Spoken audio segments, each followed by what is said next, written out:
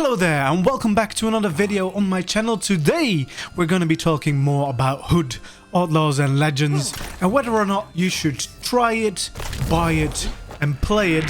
And yeah, opinions are pretty divided on this game. Some really love it and some hate it. I really love it. I've been playing a ton of this game and I really enjoy it so far. It's set in the Robin Hood myth. So it's very cool. It's medieval. It looks absolutely beautiful. I'm playing on PC, by the way, but yeah, I really like the setting. The maps look great. The lighting is awesome. The sound design is also very good. It's just a really cool setting. Now, what is Hood, Outlaws and Legends? It's a medieval heist game. So there are two teams of 4 players that face off against each other on 5 different maps at the moment. And the objectives are pretty simple.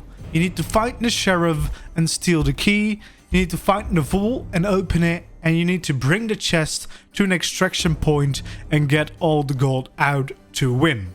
So that is the basic setting of the game. Of course, there's a lot of details that go into how the game actually plays. Now, it definitely needs, or there is definitely some getting used to all the mechanics and definitely how the game plays and how the fighting goes. Currently, there are 4 different outlaws that you can choose from, with a 5th already being announced and on its way in the first season. So we have Robin Hood, the Ranger, which is basically the sniper class. You really are very strong with the long range arrows if you can hit your target. Not so good in melee, but with perks you can improve that and give yourself a fighting chance. You have a flash grenade to make enemies flashed so you can escape or you can kill them before they can see again. And you have a dodge mechanic, so if people get close you can use that to dodge, and your ult is an explosive arrow. Then we've got Marianne The Hunter, which is basically an assassin. This is basically an Assassin's Creed character making his way over to this game. Very good at the medium range and the close range because she's got a crossbow that you can use with 3 arrows. You can do burst of 3 arrows if you want to, and you have a combination of the just a melee attack. She's not necessarily very strong in melee, but if you play it right, she is very powerful. She also uses a dodge animation, so you can dodge incoming melee attacks. Very good at eliminations and taking out her enemies stealthy. She has a smoke grenade to hide sidelines or distract NPC guards, and her ult is an invisible perk where you basically can move around invisible. Guards will not spot you at all. You can assassinate them from any direction, and players will have a much harder time seeing you, and they can't ping you, so it's harder to alert your team about a enemy Marianne if they're using their ult. Then we have Tooke The Mystic, which is one of the melee characters. He's actually quite good because he's melee, but he has quite some range because he's using a flail, which can go out quite a distance. So he's pretty good at melee. He's got a poison grenade, which will drain stamina from enemies. Very powerful because you don't have a lot of stamina, and without stamina, you're pretty much helpless.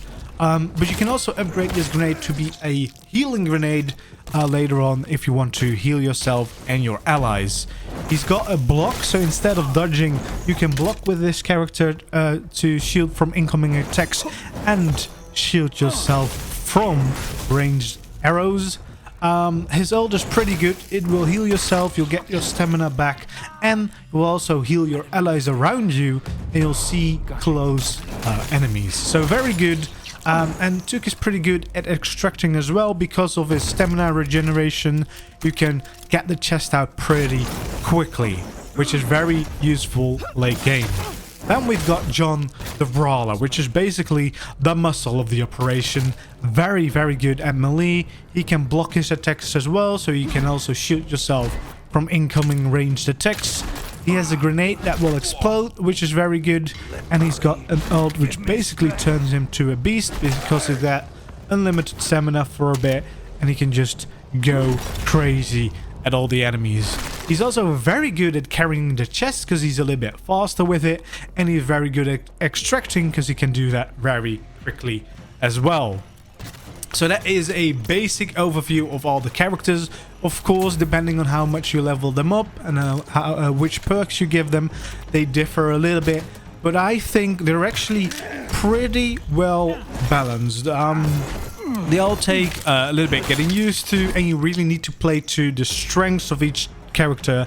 But I think the way things are, it's pretty well balanced, and you can do well with all of the different characters. There's definitely some favoritism. A lot of people want to play Robin, and a lot of people want to play Marianne. But I've played them all, and I've actually enjoyed all of them for different reasons, different playstyles, and I really like the variation and being able to, in the same game, play very, very differently. Alright, so about the game, I've talked a little bit about how it looks. It's absolutely beautiful, I think.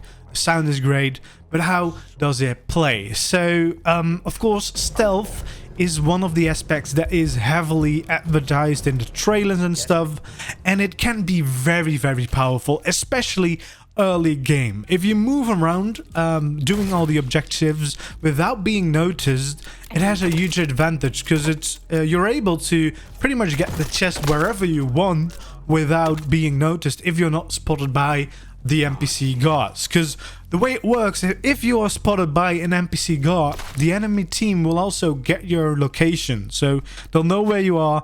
They can move on that, or they will know where you are getting the key or getting the chest. So it's very, very powerful, especially if you play with a pre-made team, if you move around sneaky, because they will have no idea where you are unless they run into you by just sheer coincidence. And depending on the map, that is more or less likely. Some maps are very big, so you can just move around without ever seeing each other, but some maps are very small, so you'll run into each other before you've got the chest out. But it is still very good if you use it well, especially if you combine it with eliminations, which are basically takedowns. If you play the Assassin's Creed, it's basically just an assassination. It's one-hit kill on all the guards if you sneak up on them, but it's also one-hit kill on all the enemies. If you manage to get behind someone, crouch, and press E on PC or just the elimination button, you'll kill them instantly. You can't stop that animation unless you're immediately killed, which I think would be good to maybe implement some kind of, if your team manages to attack the killer, that the elimination gets like stops, because you know it would be nice to save your teammates. Also, I feel like it's a little bit overpowered at the point where it's very easily done. If you're two players of your team, just have one fight the enemy and then the other one sneak up behind them and press C and then E, or sneak and then eliminate, because you'll instant kill them, and it's very powerful, very broken. I feel like they could maybe look at that and see how they can nerf that a little bit, because especially in fights, in like big fights, it's very annoying if you get taken out because someone sneaks behind you and you can't deal with that because there's too many enemies all around you at once. But it is very powerful early game to sneak around, very good, and if you get the jump on your enemy, it's very fun and very satisfying to take out an enemy that way. Then there's also some control spawn points in the game. There's usually 3 different spawn points, except for the natural spawn point where you begin. You'll always have that, but you can control these spawn points, and it can be very crucial because if you bring the chest to a certain direction and you control all the other spawn points, you wipe the enemy team and it takes a long time for them to get back. So controlling these and knowing when to go for them and capture them back can be very crucial.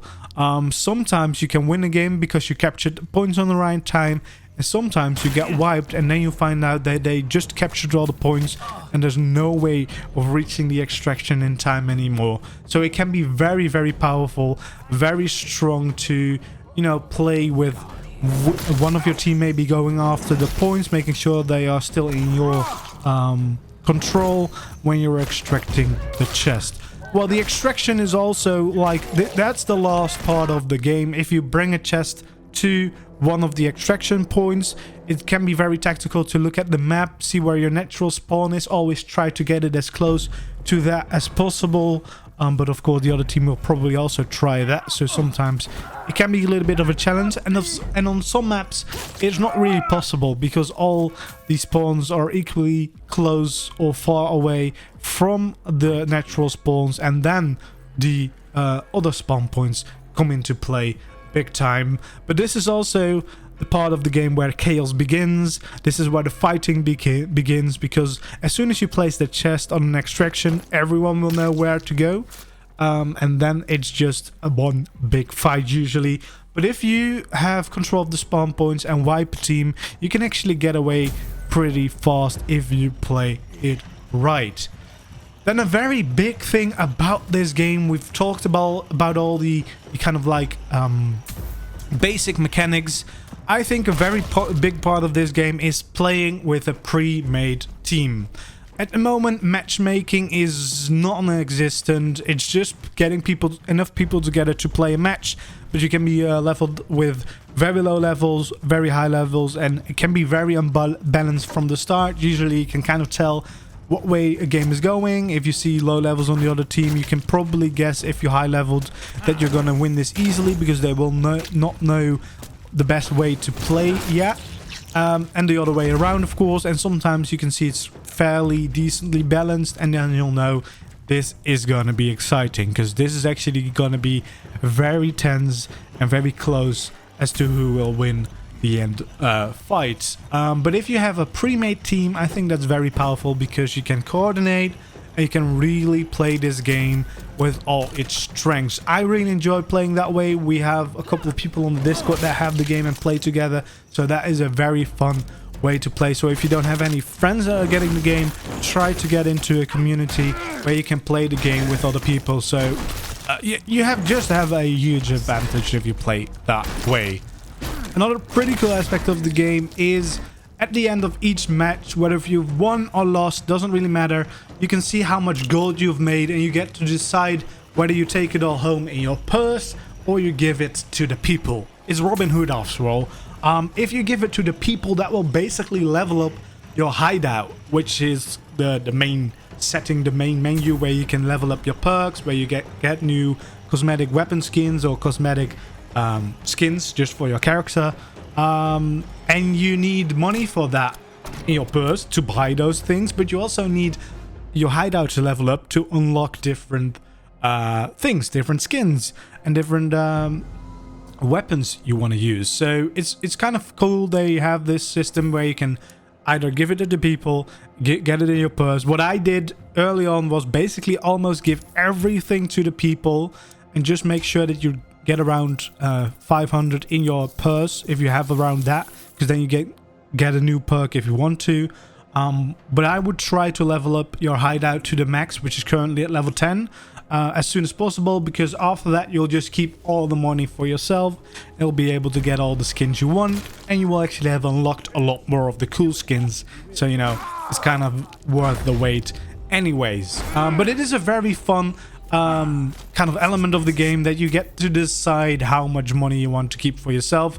You can also toss a coin to the players that did really well in the match and the key points of the match, which is really fun, and it gives you some extra experience.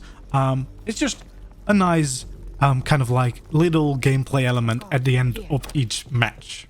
But yeah, as I've said, I really enjoy this game. I think it's really fun, but it's definitely maybe not for everyone, and there's definitely some stuff that they can improve to make it more fun.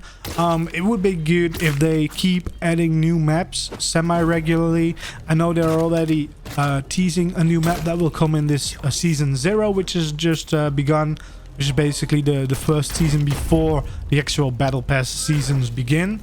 They also teased a new outlaw. I think it would be very cool to down the line get more and more outlaws, so that you have a lot of variation on how to play the game and which combinations of outlaws you can make, which is already a thing, because you don't need one of each type. You can have 4 of the same ones if you want.